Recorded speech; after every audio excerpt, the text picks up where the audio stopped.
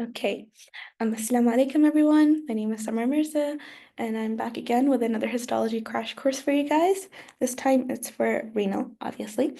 So again, before I begin, here's my number and here's my email. If you have any questions, you can always feel free to reach out and I'll try my best to help you. So moving on, these are the two lectures that you have. Technically, you have three presentations, but the second and the third one are just the same. So it's microscopic histology of urine flow. And then we obviously have the first lecture. So starting off with the first one, let's cover some lecture objectives that Dr. Annie put for you.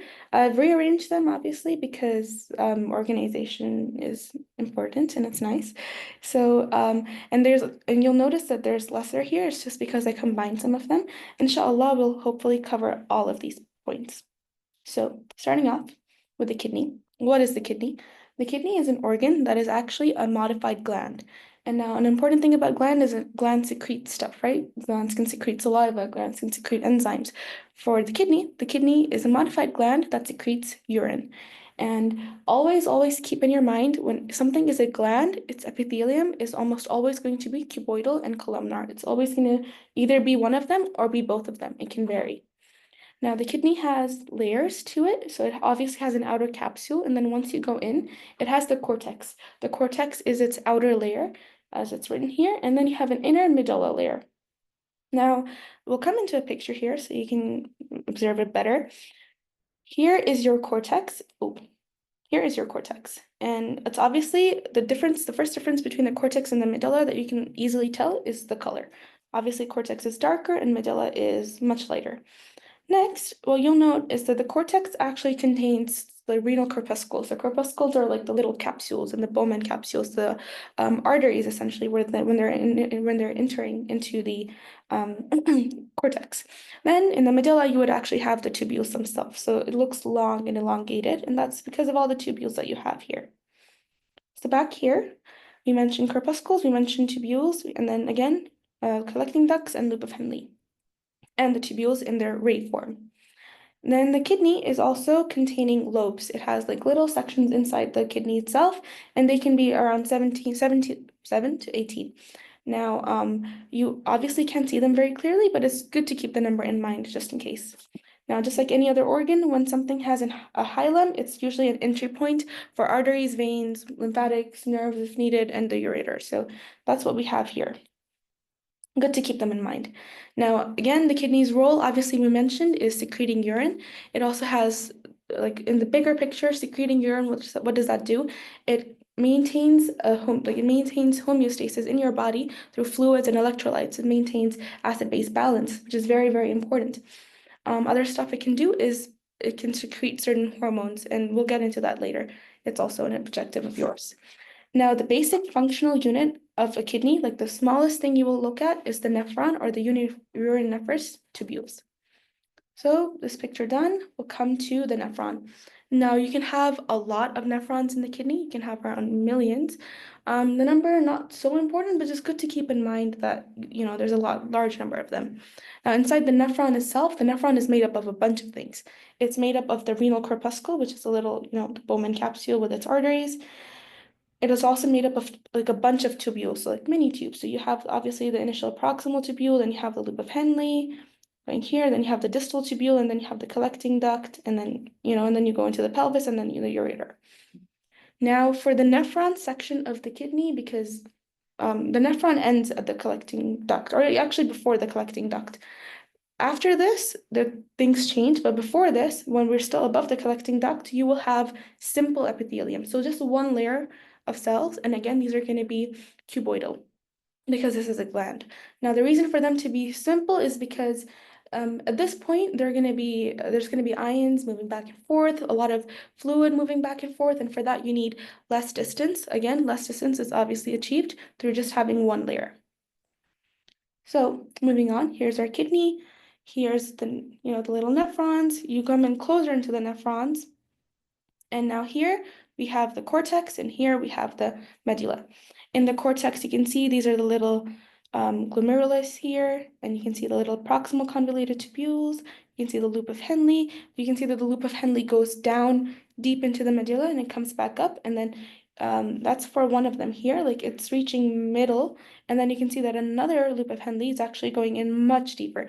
So that's something we'll get into, but it's good to note that the depth of how far a loop of Henle can go varies, and it has a difference in names, obviously. You also have the collecting duct, the major ones, and then again, these all come together to give you the pelvis, and then that comes later to give you the ureter. Here is just a close-up of the renal capsule, Bowman's capsule.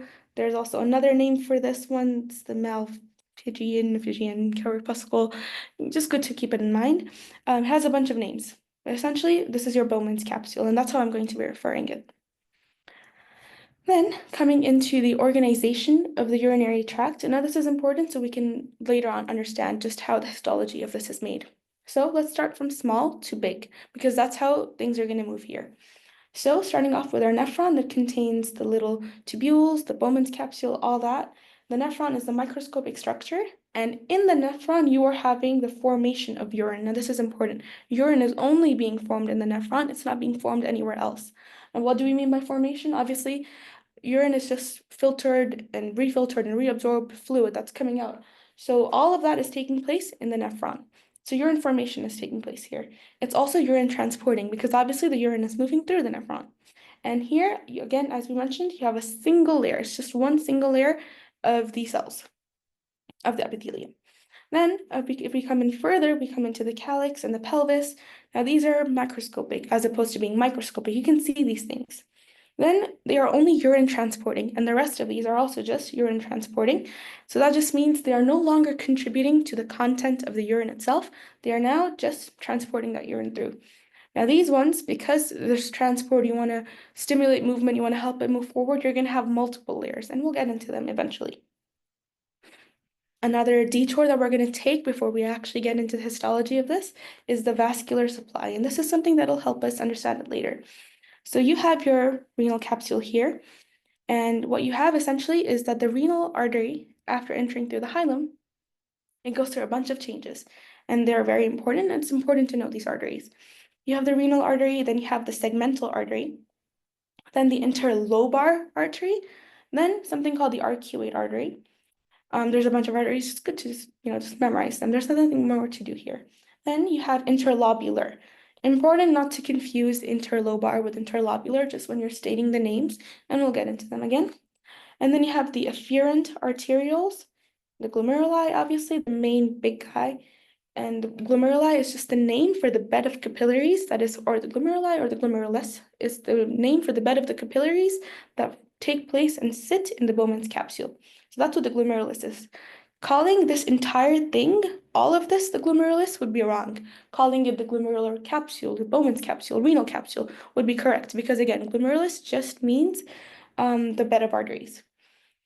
Then, after passing through the glomerulus, you would have the efferent arteriole, and then instead of now usually, okay, let's take a small detour. Usually when you have capillaries, here's your artery coming in, here's your bed of capillaries, right? At some point they change color and not change color, they change type and color. And this part, okay, red, and this part blue. This part is arterial, and this part is venous, right? That's how capillary beds usually go. In the glomerulus, the special thing is that this doesn't happen. You would just have red and then red again. So both sides red in the glomerulus. So at this point, there's no change in the oxygenation of the blood. And then the efferent arteriole, which is going to be this one, it's going to go down and it's going to like encapsulate the rest of the nephron. It's going to circle around it multiple times. It's going to form another bed of capillaries around the nephron, and that's the one that's going to be red-blue. So again, glomerulus is going to be red and red again on both ends, and the rest of the nephron, besides this, it's going to be red-blue. Good to note. So after the efferent arteriole leaves the glomerulus, now going on to form the red-blue, it's going to form something called the peritubular capillaries, which is when it's in the cortex. And then as you proceed downwards, it's going to form something called the vasa recta. So vasa is just the Latin term, I think, for vessels, and recta just means straight. So these are the straight vessels that are going to surround the remaining of the nephron structure. So here, like, essentially, essentially these guys here, if you can see them, they're like straight vessels that are surrounding the remaining of the nephron. So these are the vasa recta. And these parts here are the peritubular capillaries. Let's go back to our slide. Then after the vasa recta is formed, now we're going to change color and move into the blue area. It's going to merge together to form the interlobular vein, and it's eventually going to lead into the renal vein. I hope that makes sense. Essentially, what you need to know, although these are high yield points, your main thing, afferent big, efferent small. Efferent starts with E, efferent is exit. This is exiting the glomerulus. Please never confuse them. It's very easy to confuse them. So just remember them. This is a good way to remember them. And again, just memorize the branches as they come along. And yeah, that's pretty much it for vascular supply in terms of text. And now we're going to see them in pictures. So here we have our glomerulus, and it's the capillary bed, and it's abnormal in the sense that it's red and red on both sides. And then as we move further, along the nephron, you will see that, okay, let me show you where the capillary bed actually is. The pink cells are your red blood cells. So everything here that's pink is your red blood cell. That's the capillary bed. As you move forward, you can see this nice little row of pink. These cells here, these are your red blood cells. This is your capillary. And you can see that they're kind of arranged neatly in a row. These are your vasa recta, inshallah, and peritubular capillaries, and then vasa recta as you move forward downwards. And yeah, and these are the ones that are red-blue. Then moving onwards to another picture for you to take note of.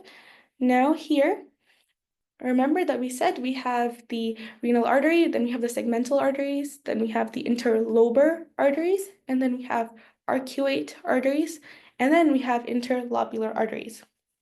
Before it becomes into the arterial, the afferent arterial. So that means that the artery that you will always find closest to the glomerulus is going to be the interlobular artery. So that's what this is, this big vessel. And then here, this is just showing you a little flow of how the fluid's going to move through. So we have ultrafiltration taking place in the renal capsule, then it moves forward, it moves through the distal tubule, and it undergoes reabsorption, which is very important. Moves further along, moves through the distal tubule. There's lesser reabsorption, but moving forward. And then in the end, collecting duct, which is not in this picture because we are in the cortex for the moment. But yeah, that's your general idea for now. So that's vascular supply done. So now we're going to move to our nephron, the big guy, the more important part of this session. So the nephron is made up of a bunch of things, as you mentioned, starting off with our Bowman's capsule. Now we've covered a good chunk of it, and we'll get into it in more detail as well. Then we have the proximal. So this is our little renal capsule here. Surrounding it here on this end is the proximal convoluted tubule, convoluted because it's all bunched up into one little ball. Then it moves forward into the loop of Henle. Loop of Henle descends deep into the medulla and then goes back up.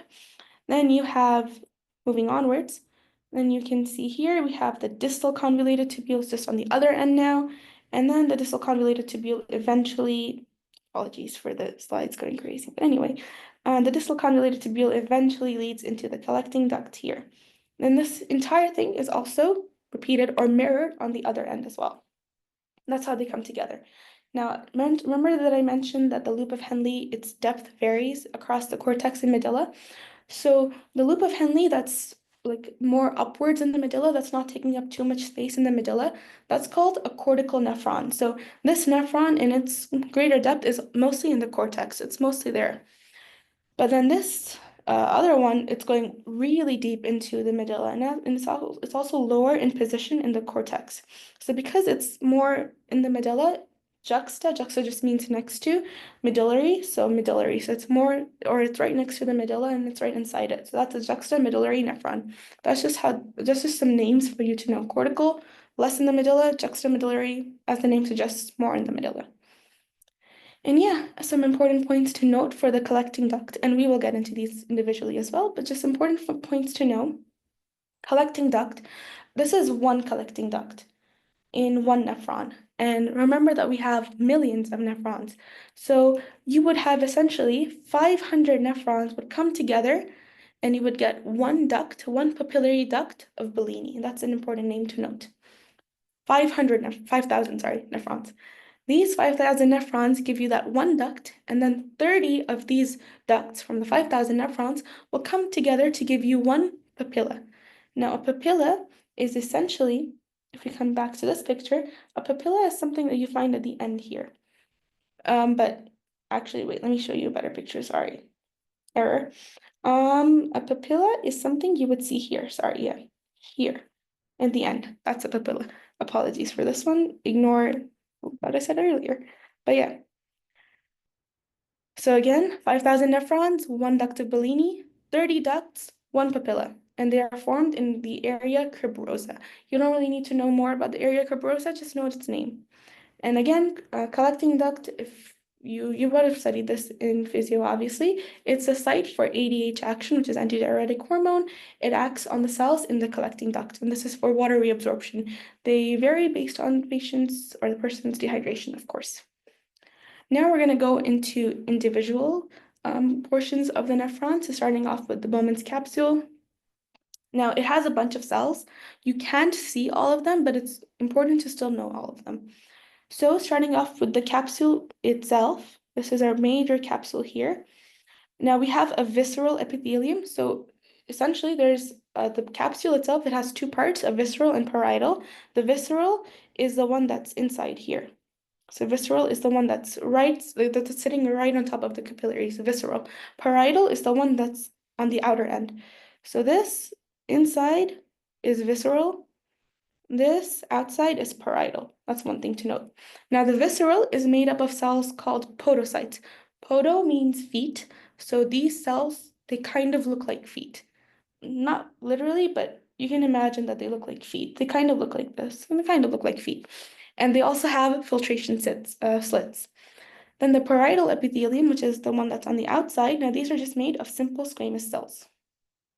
I'll clear the thing again so you can see more clearly.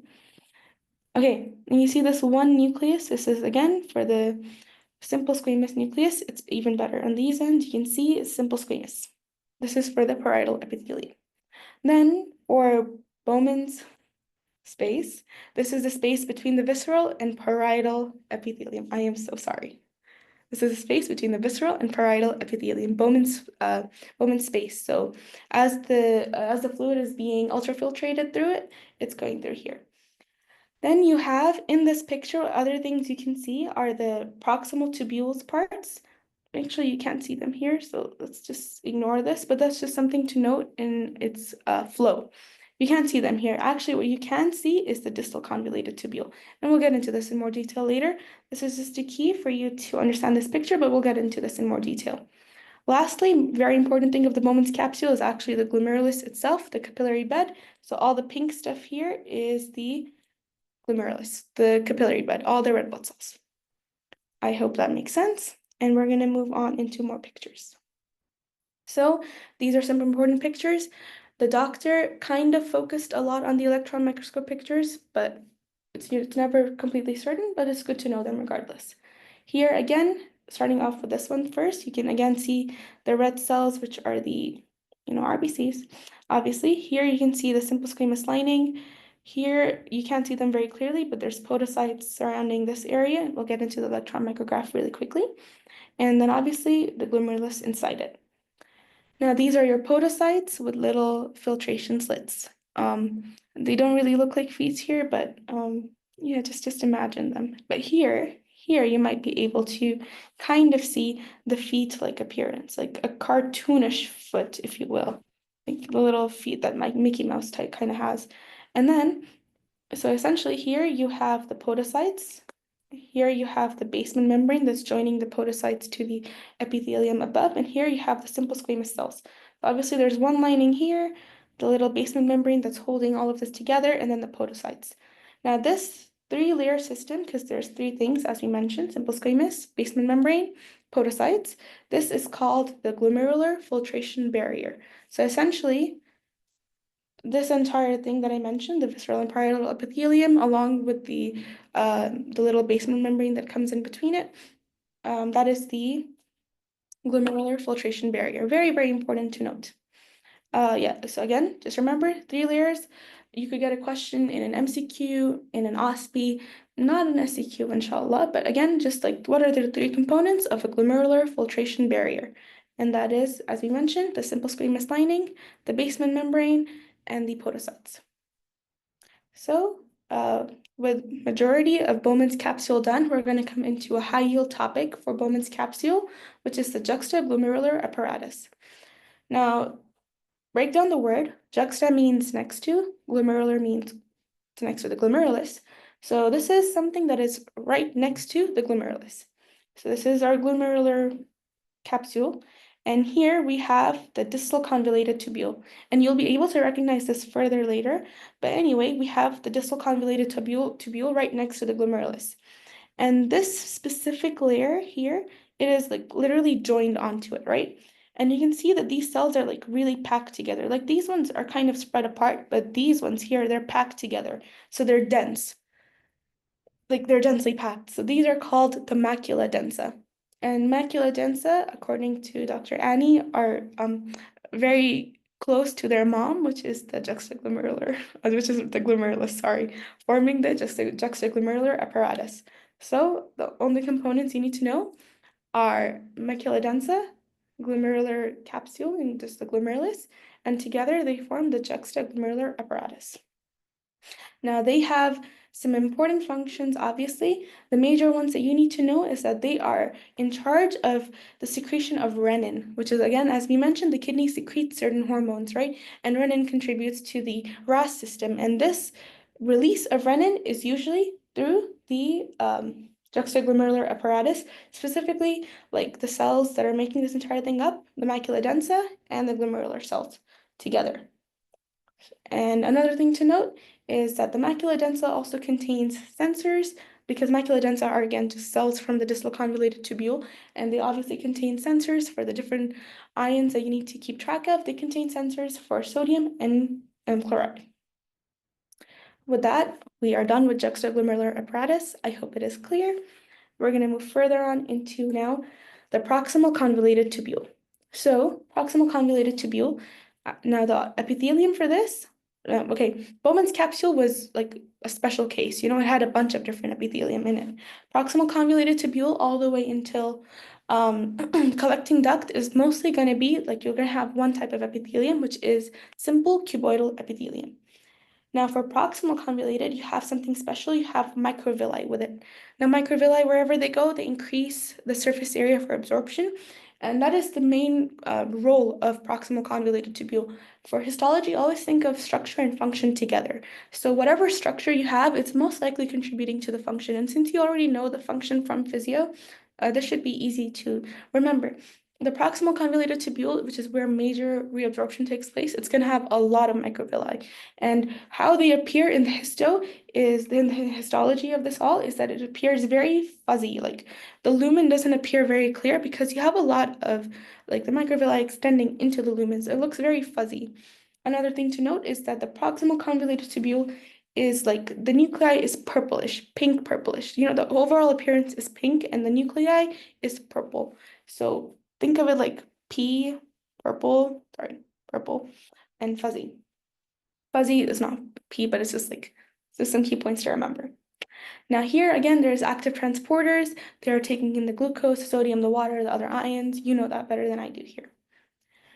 Moving on, this tubule, now its arrangement varies based on location. So they're in the cortex and they're in the medulla.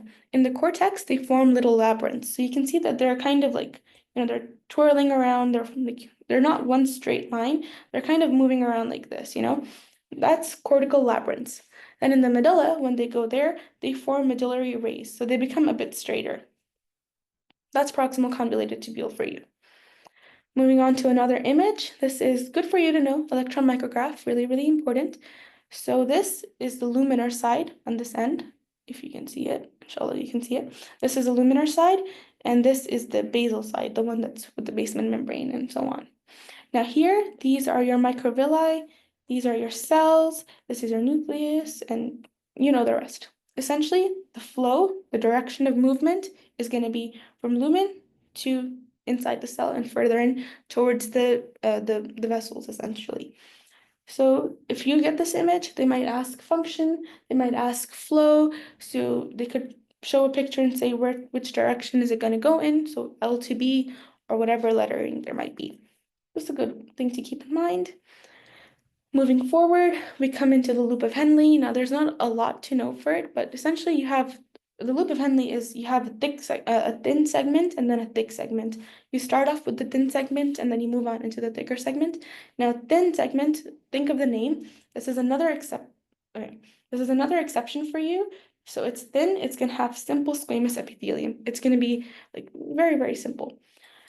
For thicker segments, you're going to go back into cuboidal. So this is where the normal process is usually taking place. Thin segment is just another exception. So we've had two exceptions so far to our general rule. We've had the exception of the Bowman's capsule, and now another exception is the thin segment. Now here is a picture for you to see. Now, because of histology, histology, the slide, they're going to be cut in different ways. Some are going to be cut cross-sectional, some are going to be cut longitudinal. So this one is cross-sectional, so you're just seeing a circle. And what's important to note in this circle is that you see one singular nucleus here, right? This is your nucleus, and this is a circle. This is the simple squamous lining of the thin tubule. Then here you can again see it here. This is now a different cut, so you can see it clearly here. There's some important points that Dr. Annie has highlighted, like you can see the loop of Henle turning at some point. Essentially, you know that your lining, you're mostly seeing cuboidal. If you, outside of the glomerulus, start seeing single nuclei, like you see a single nuclei here and here, you see it in here, you can understand that this is most likely the loop of Henle. You can also see them here and here. That is how you differentiate it. Single layer of cells, a simple squamous, outside of glomerulus, and the rest of the nephron, most likely loop of Henle. Another important micrograph that the doctor shared for loop of Henle is this is again a cross section, most likely of the thin segment, and there's one single nucleus here. And then moving on further into distal convoluted tubule. Now this is simple cuboidal epithelium, like the original setting, except this one is without microvilli, or very short microvilli, or almost none. So just minimal, very, very little, and very tiny. Like they're not going to be long. Like proximal convoluted, they are very long and they are protruding into the lumen and they make it look fuzzy. You're not getting any of that for distal convoluted tubule. So what is special about these cells is they appear bluish, so their nucleus appears bluish, and the lining, the lumen, is not fuzzy. Another important point of the distal convoluted tubule is the macula densa, as we've already mentioned. Macula densa, remember their function, renin release in the juxtaglomerular apparatus. Now, this area is rich in mitochondria that obviously contributes to their function, where they're still carrying on some of the remainder of active transportation for electrolytes to take place. Again, arrangement, you have cortical labyrinths, and then you also have medullary arrays. Now, in this picture, to essentially point them out, here is our glomerulus. Your best shot at finding the distal convoluted tubule, because it's hard to find, is to first identify the macula densa. Macula densa is really easy to identify just because these cells are really packed together. So this is your original, this is one of your distal convoluted tubule. This is right here. Then another distal convoluted tubule for you to notice is this one.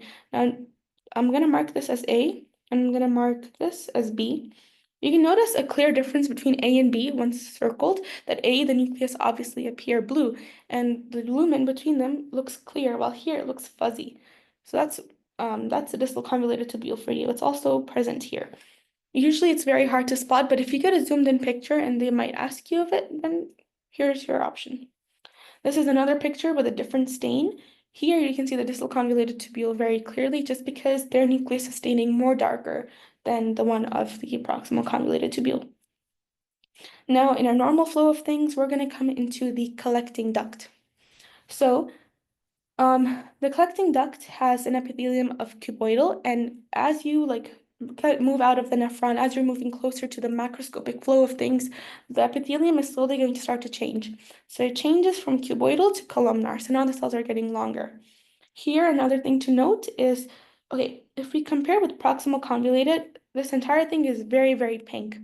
So you have the purple nucleus, and then the cytoplasm, it stains pink, right? For the collecting duct, you have the purple nucleus, but the cytoplasm is staining whitish. So that's an important thing to note. These are principal cells. As I mentioned, collecting duct, this is where ADH acts on. So ADH is acting on something called principal cells. And so these principal cells are staining white in their cytoplasm. So important to note, these are obviously your little papillae. Two is actually the distal convoluted tubule. So one is papillae, or sorry, one is papillary ducts. Two is the proximal convoluted tubule, and sorry, two is the distal convoluted tubule, and three is the proximal convoluted tubule. Again, the difference between these two is hard to tell in some pictures like this one, but it's much easier to tell in this one. So if you get this, then it's very easy, inshallah. Again, remember that you get papillary ducts of Bellini, like they form from multiple nephrons coming together, and then these ducts together form together. These ducts come together to form the papilla at the end of the lobule, inshallah. Yeah. And now we have some electron micrographs for you to refer to. This is a very important slide, I would say, because these can come as structure function questions. MCQ more likely than OSPI, but it's never fully certain. So this is an electron micrograph of your collecting duct. So the cells are cuboidal, turning into columnar. You can see that they're kind of here and kind of there. And they have no microvilli. It's an important thing to note for collecting duct. There's not that much reabsorption going on that you would need microvilli. And now you can notice that usually collecting duct cells, they will be taking water in. So flow is from lumen to basal, this way. And then two is now here what you have in two is you have your cells, and you can see again that there's no microvilli. So here you would be having the distal convoluted tubule. There's no microvilli or very little microvilli, essentially. Then three is your Bowman's capsule. That's what BC stands for. This is just a picture of the podocytes that we've seen before with their little filtration slits. Now 4 is something we're going to get into later, but I'm just going to mention it briefly right now. 4 is the transitional epithelium. This is a picture of zoomed in into the transitional epithelium between two cells of the urothelium, and here you can notice and appreciate the tight junction that is between them. We're going to get into this later as well. This picture, we've already seen this. This is loop of Henle. Again, one single nucleus, simple layer, so most likely thin loop of Henle. Lastly, this picture we've also seen. This is the microvilli. This is the cell layer. This is the proximal convoluted tubule. This is for reabsorption. We are nearing the end of the first lecture.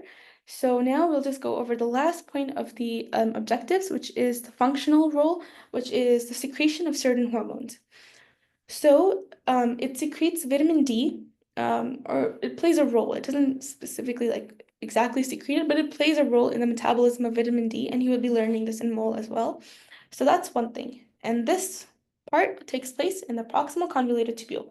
And that's all you need to know. Hormone and link it to its location. Vitamin D, link it to proximal convoluted tubule. Now the REN and RAS system, the one with sodium and water and all of that jazz, this is taking place in the juxtaglomerular apparatus. Again, just remember hormone and location. Erythropoietin, now this is taking place in the peritubular capillaries. Peritubular capillaries are the ones that are forming after the efferent arteriole. And then lastly, this is just a picture of a table that is in Dr. Annie's slides. It is a summary of literally all the histology, the specific histology for all the sections of the nephron and further on. And this is really good for you to just revise. It will be very, very helpful.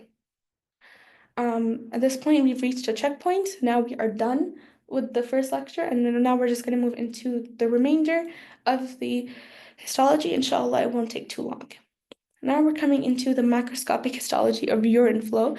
So everything we did so far was microscopic. It was structures you can't see with the naked eye. For microscopic, you technically can see them with the naked eye.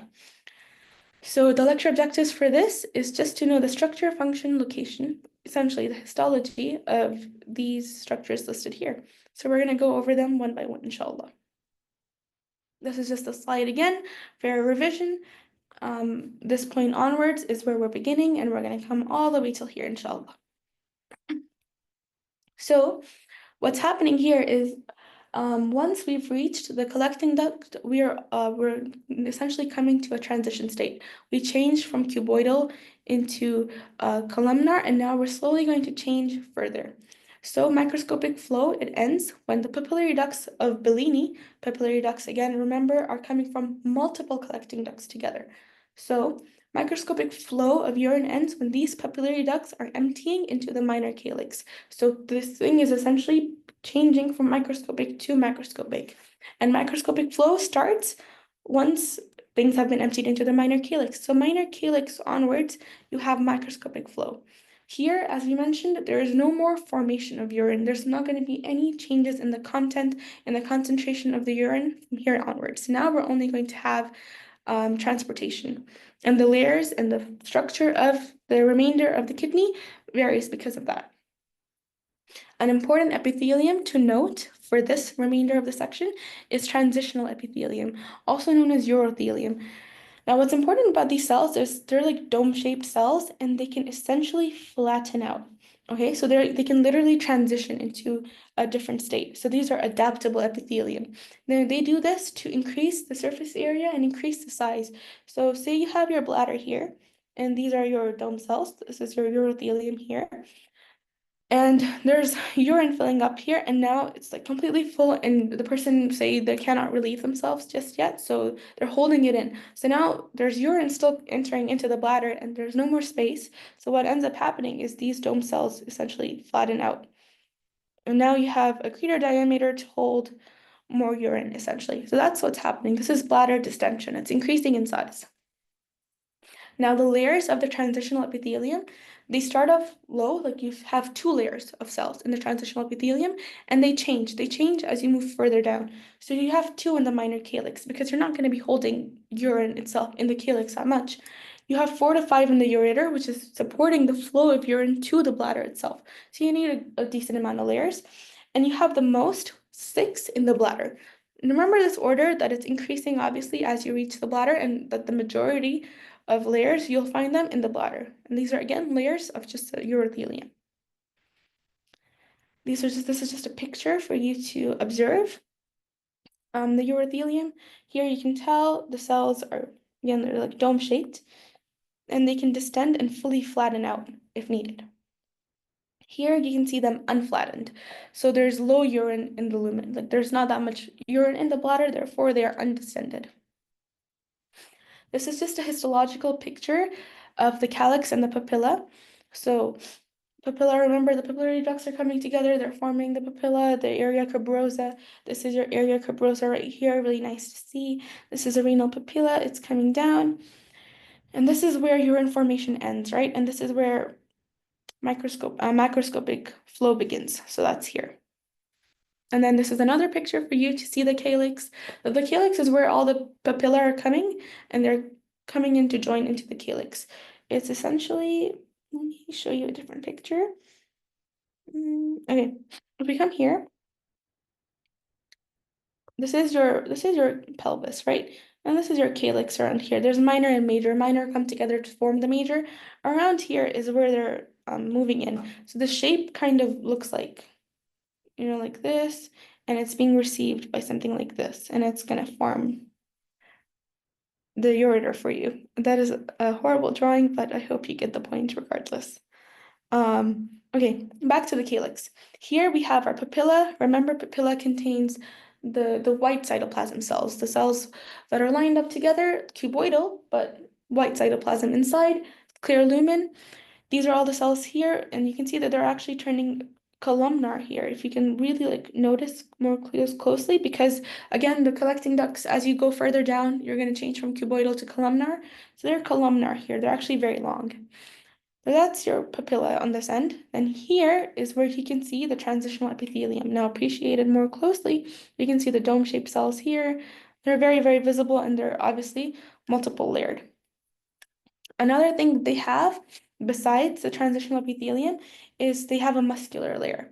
So now they will have an inner and outer muscular layer. So remember, we have three layers. We have a mucosa, a muscularis, and the third layer that we have is adventitia.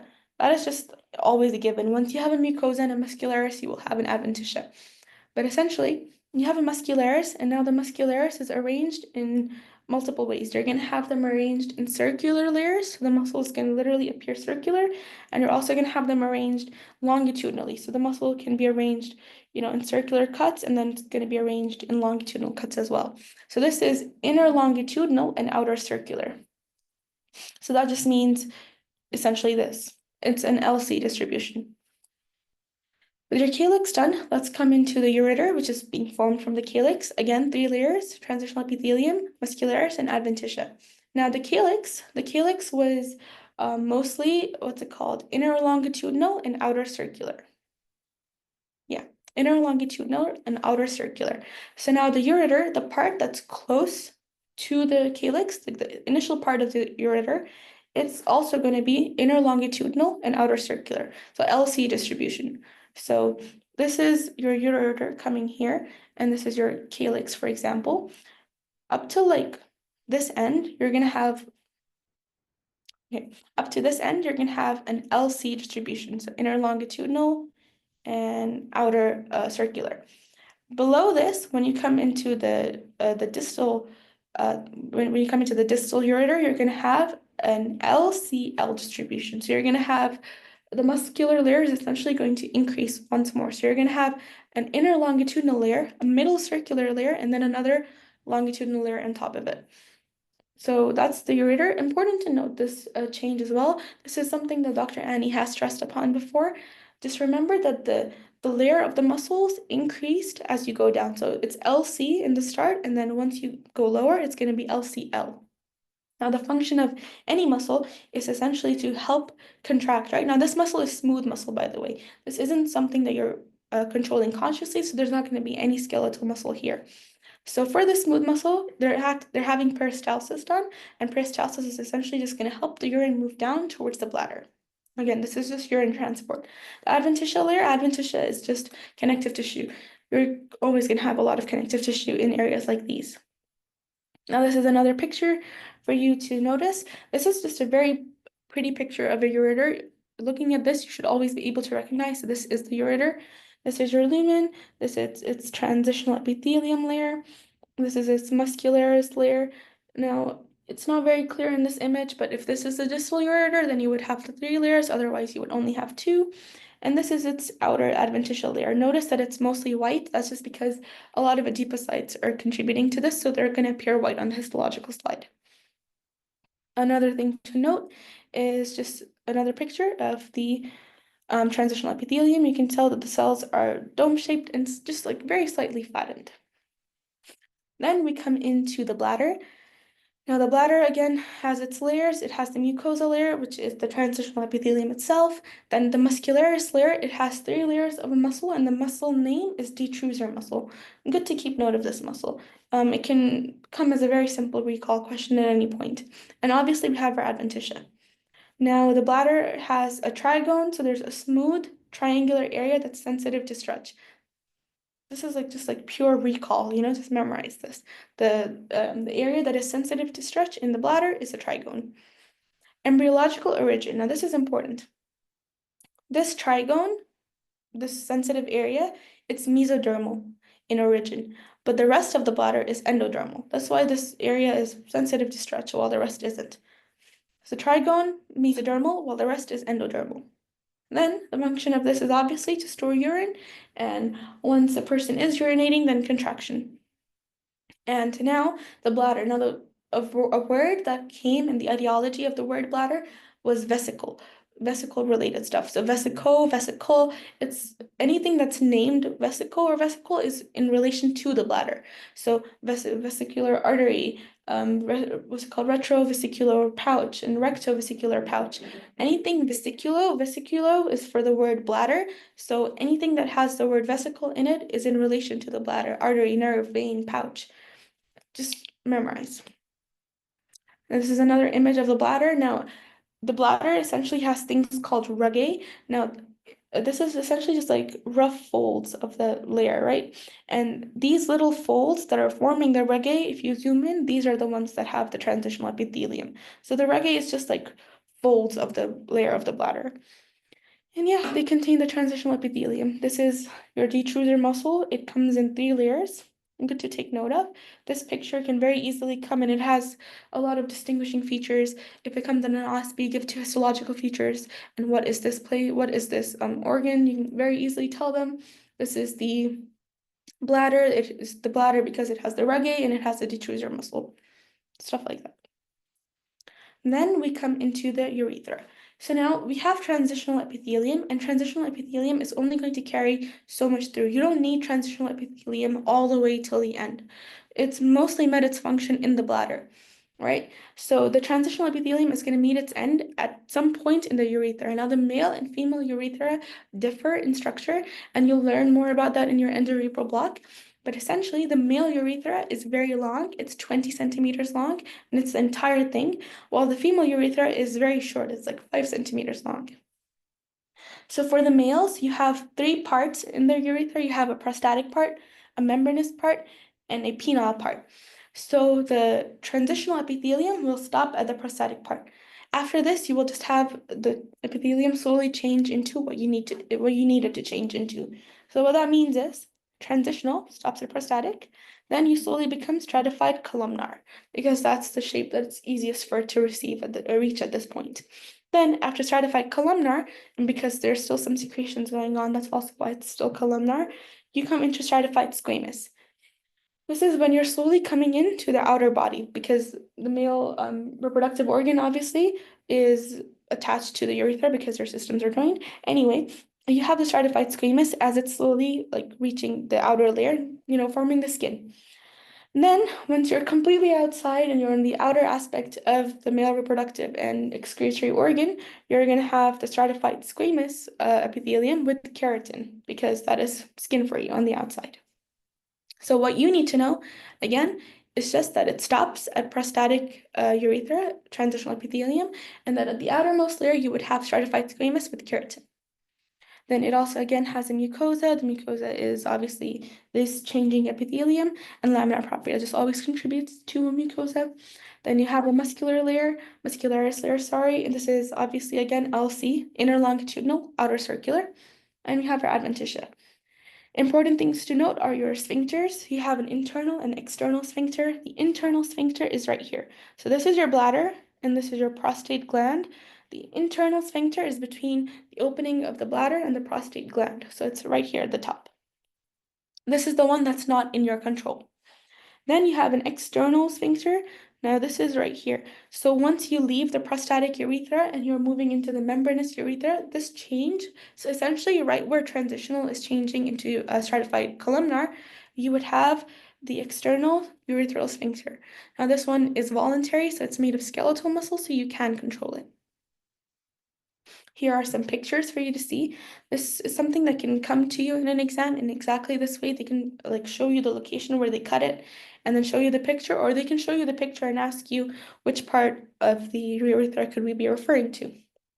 So if they show this one, which is the transitional epithelium, then you need to be able to tell them that this is in the prostatic urethra. On the other hand, if you see something like this isn't transitional epithelium per se. This is more, stratified columnar and stratified squamous. So you should be able to tell them that this is the membranous urethra or the penile urethra that's not prostatic. And if they ask you about sphincter positions, again, remember, internal is between prostatic and membranous, while internal is between the bladder and the prostate, and external is between prostatic and membranous. Then we come into the female urethra.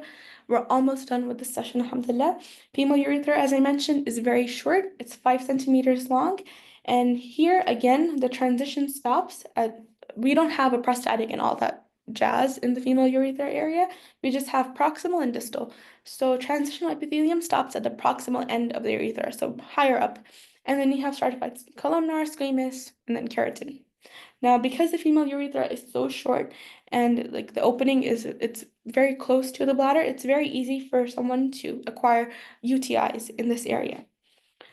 Again, internal and external sphincters, take note of their locations.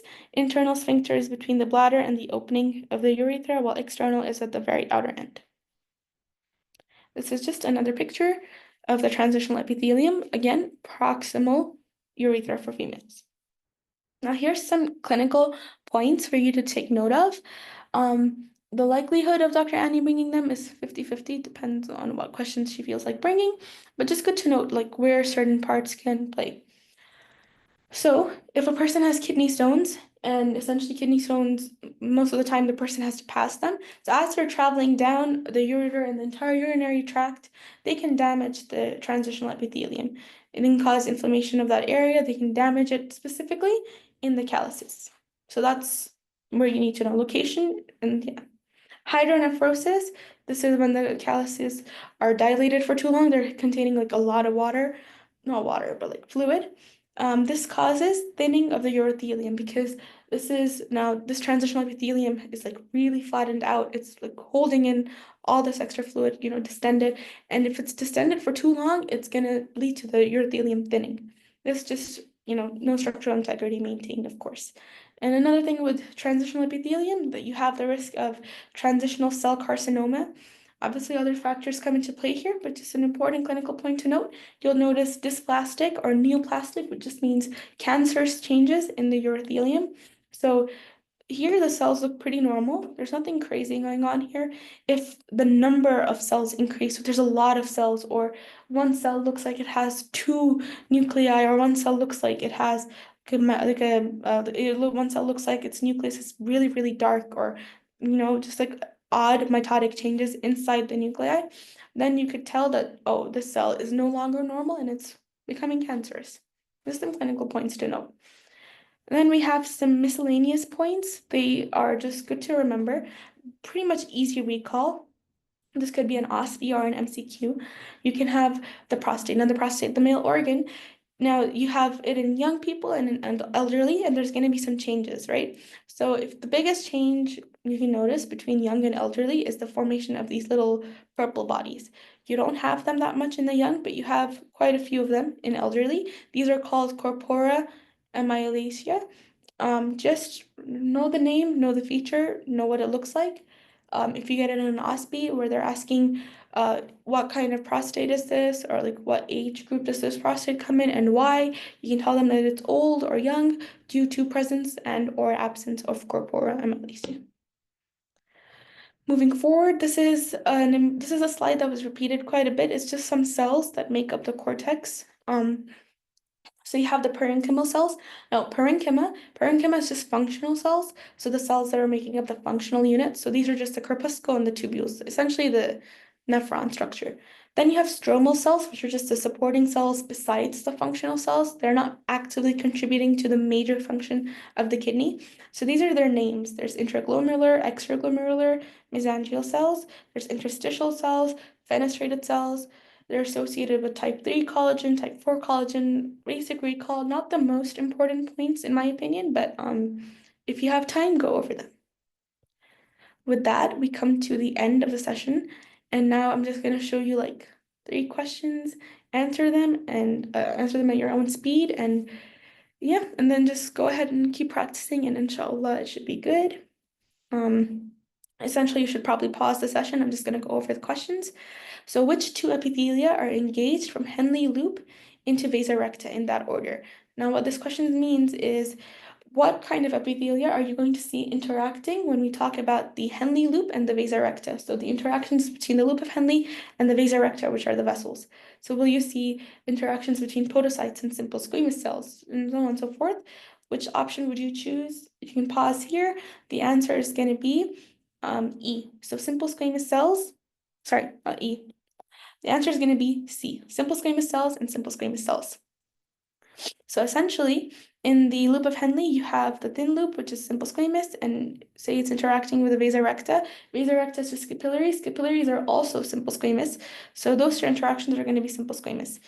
This is a special past batch question, so just keep it in mind. Now, which type of epithelium is related to ADH reabsorption? Think about it, really think about it, and if you've come to an option, let's move on forward. The answer is going to be D for this one. Simple columnar with short microvilli. So as you mentioned, ADH reabsorption takes place in the collecting duct. Collecting duct cells are essentially going to be columnar by the end of it. So they're going to be simple columnar and they're going to have very, very little, very short microvilli. Very short. These are your answers. Moving on to the last question. Now they're asking which cells are responsible for secreting renin, renin, and then, think about it. None of these cells, none of the options really are correct except B, which is cells of the juxtaglomerular apparatus. And with that, we conclude this histology crash course. I truly hope it benefited you in some way. If you have any questions, any concerns, any feedback, anything, feel free to reach out at any point. There's a feedback form if you want to fill it. And yeah, I wish you all the very, very best for your exam. Inshallah, it goes well. Thank you so much.